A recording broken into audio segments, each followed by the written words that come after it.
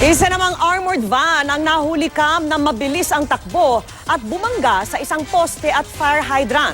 Ang mga sakay ay may 4 na oras na nagbatikas sa utos ng mga otoridad at hindi bumaba sa armored van.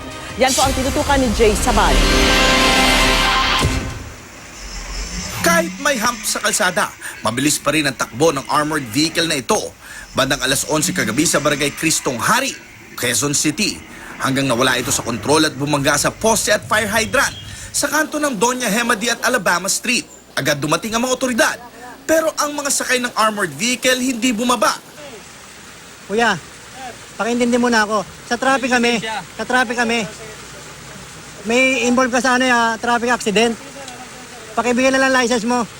Binigay man ang rehistro ng sasakyan at photocopy ng lisensya, di pa rin sila lumabas. Lagi nilang i-revision ulit, may laman.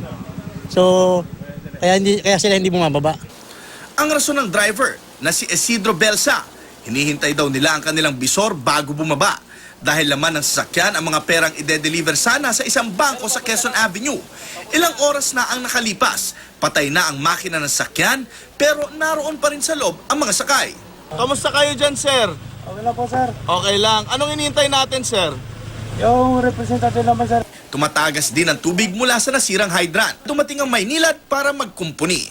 Dumating din ang mekaniko ng kumpanya ng armored van at nakipag-usap sa driver. Tinawagan mo na? Anong oras na dadating? Tawagan mo uli. Matapos ang 4 na oras, dumating din ang bisor. Kaya bumaba na si Belsa at nakapagpaliwanag. Nag-apply ulit ako dito sa pangalawang stoplight dahil pababa na. Wala na akong brake. Hindi ko na mapigilan kasi matuli na eh. May hams dyan, wala, hindi makapatigil ng bigat noon.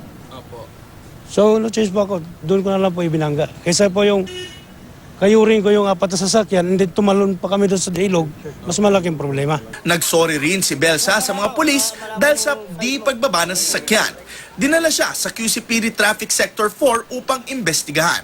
Maaari siyang makasuhan ng reckless imprudence resulting in damage to property. Natow na rin ang armored van, lula ng iba pang sakay nito. Jay Sabale, nakatutok. 24 oras.